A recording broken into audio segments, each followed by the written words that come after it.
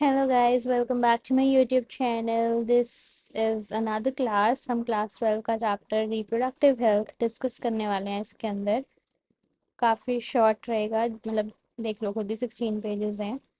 तो ओहो, sorry. So yes, reproductive health basic outline देखें तो हम यहाँ पे प्रॉब्लम और स्ट्रेटजीज वगैरह देखेंगे। कैसे पॉपुलेशन कितनी ज़्यादा बढ़ रही है, हम उसे कैसे कंट्रोल कर सकते हैं। उसके कुछ टेम्परेरी मेथड्स भी हैं और कुछ परमानेंट मेथड्स भी हैं। और जैसे कि आठ कैसे कैसे डिफरेंट डिफरेंट तरीके यूज़ करके हम इनफर्टिलिटी वगैरह वाली प्रॉब्लम को सॉल्व कर सकते हैं। एसटीडीज़ कैसे सॉल्व कर सकते हैं, और अबॉर्शंस एंड ऑल कैसे होता है, वो सब देखने वाले हैं, किस किस को अलाउड है। ठीक है, बेसिक स्टार्ट करते हैं। What is reproductive health?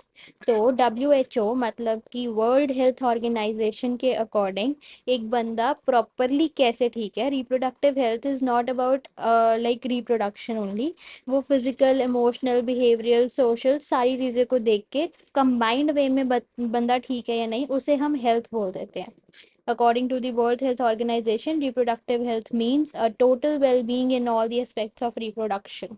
ठीक है, तो रिप्रोडक्टिवली हेल्दी सोसाइटी कौन सी होती है? अ सोसाइटी जिसके अंदर फिजिकली और फंक्शनली नॉर्मली, मतलब सबके जो रिप्रोडक्टिव ऑर्गन्स हैं नॉर्मली फंक्शन कर रहे हैं, उनके अंदर जो बिहेवियरल और या फिर इमोशनल बैलेंस मेंटेन्ड है, सारे सेक्स रिलेटेड एस्पेक्ट्स वगैरह को देख के अगर वो परफेक्टली फाइन है तो उसे हम रिप्रोडक्टिवली हेल्दी सोसाइटी बोल देंगे।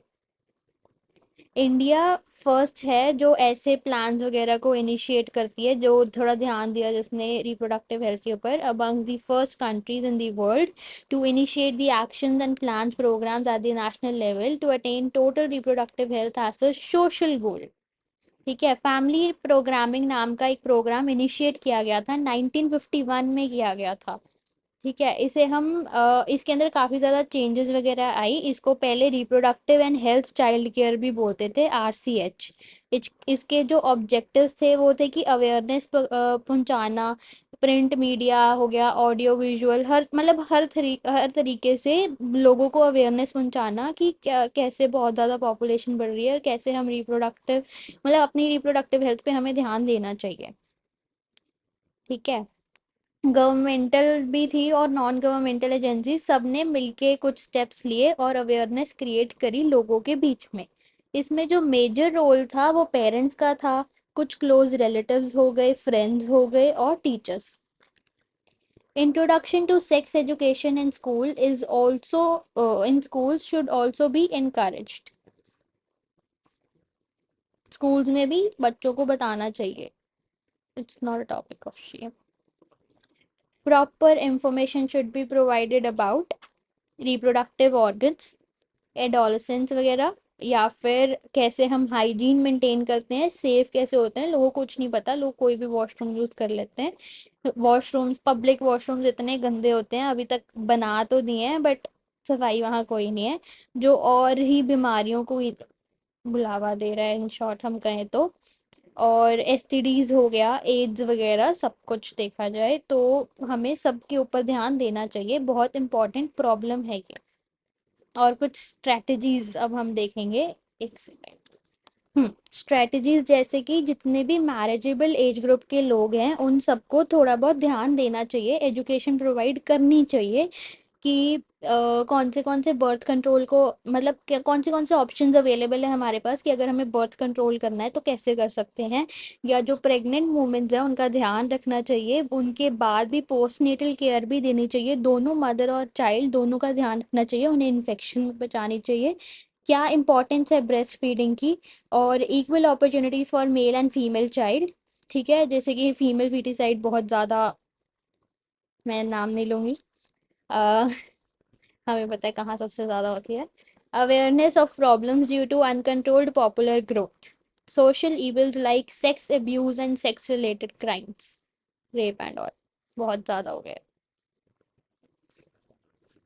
ये सब हमें ध्यान देना चाहिए। एंड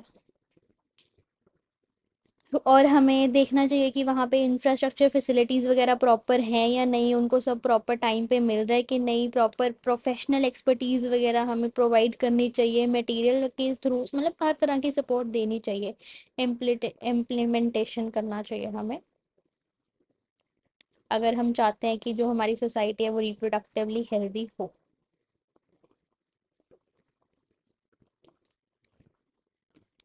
हाँ, मेन प्रॉब्लम्स जैसे कि सबके ऊपर थोड़ा ध्यान देना चाहिए, मेडिकल असिस्टेंस वगैरह की ज़रूरत है, pregnancy, delivery, STDs, abortions, menstrual problems, infertility, women's, मतलब इतना कुछ होता है, अब थोड़ा तो ध्यान देना चाहिए।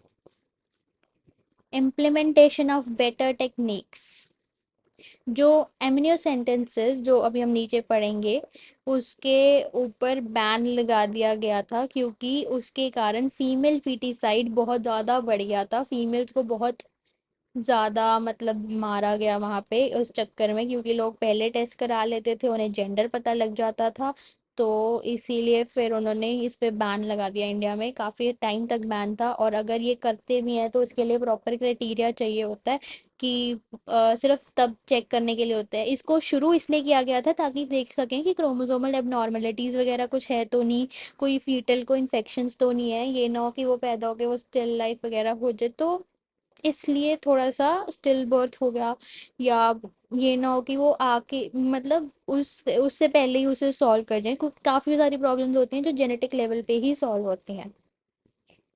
और सेक्स डिटर्मिनेशन के लिए भी किया गया था, बट उसका थोड़ा सा मिसयूज उठाया गया। एक सेकेंड।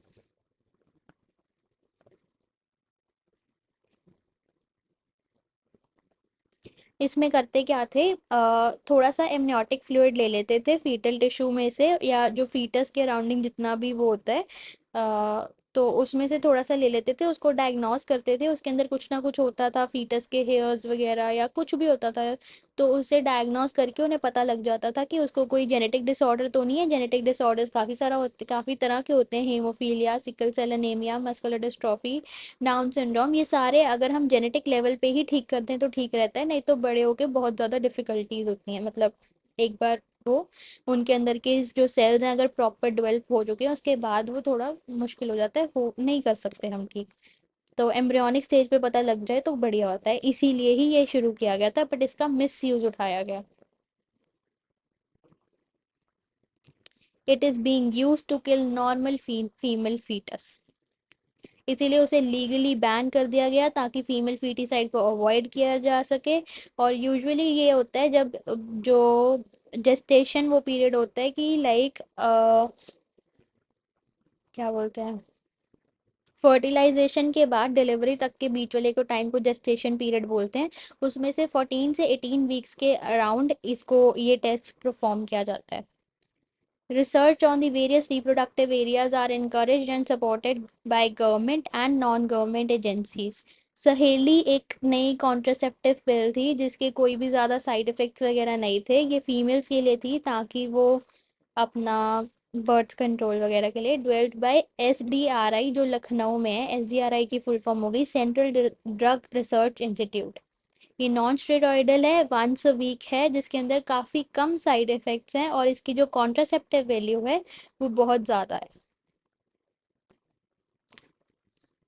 पॉपुलेशन कैसे बढ़ रही है, क्योंकि डेथ रेट जो है डिक्रीज हो गया, हमारे पास मेडिकल फैसिलिटीज इतनी बढ़ गई हैं कि अब लोग उतने नहीं मरते, आगे जैसे फीमेल बर्थ देते देते मर जाती थी, बच्चे मर जाते थे, बहुत ज़्यादा कुछ हल्की सी बीमारी हो गई तो लोग मर जाते थे, बट अब इतनी अच्छी मेडिकल टेक्नोलॉजीज आ गई हैं कि ये सब नहीं हो रहा है, इसलिए जो बर्थ रेट है वो दिन ब दिन बढ़ते जा रहा है, बढ़ते जा रहा है, और जो डेथ रेट है वो कम हो ही जा रहा है। जो ये देखो, decrease in the material maternal mortality rate MMR और इन्फेंट मोर्टेलिटी रेट दोनों जो है बहुत ज़्यादा कम हो गए हैं, अब आगे जितना नहीं होता है। एमएमआर मतलब number of maternal deaths during a given period of time पर 1 लाख लाइव बर्थ। और इन्फेंट के अंदर होता है जो 1 ईयर से छोटे एज के जो बच्चे होते हैं, अगर उनकी डेथ हो जाए कुछ थाउजेंड लाइव बर्थ्स के अराउंड, तो उसे आईएमआर बोलते हैं। एरिया पॉपुलेशन, इमिग्रेशन मतलब कोई भी लोग आके यहाँ पे, कोई कहीं और से लोग आके हमारे यहाँ रहने लग गए तो इमिग्रेशन हो गया। मतलब इस जगह की पॉपुलेशन बढ़ गई, या फिर वहाँ का बर्थ रेट बढ़ जाए तो भी पॉपुलेशन बढ़ जाती है। बट एमिग्रेशन मतलब, अगर मतलब सॉरी, अगर यहाँ से लोग चले गए तो एमिग्रेट हो गए और कहीं और जाके रहने लग गए तो पॉपुलेशन कम हो जाएगी, या फिर उसके एक और तरीका है पॉपुलेशन कम करने का, यहाँ की डेथ रेट बढ़ा दो। मतलब बढ़ा तो कैसे, तो लोग मारने थोड़ी निकल जाएंगे हम, पैदा सोच के करो। 1900 के अंदर 2 बिलियन लोग थे।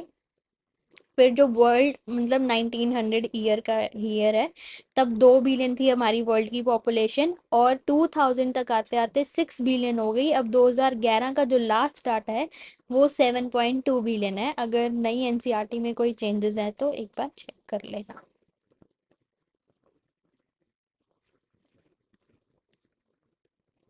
इंडिया का स्पेसिफिकली देखें तो इंडिया को आज़ादी मिली थी 1947 में, तो उसको पहले वाले को इग्नोर मारते हैं। अभी का देखें तो 1350 मिलियन था पहले 1947 में। 2000 तक आते आते 1 बिलियन को क्रॉस कर गया था, और मई 2011 तक 1.2 बिलियन तक पहुंच गया था। इतनी तेज बढ़ रही है पॉपुलेशन।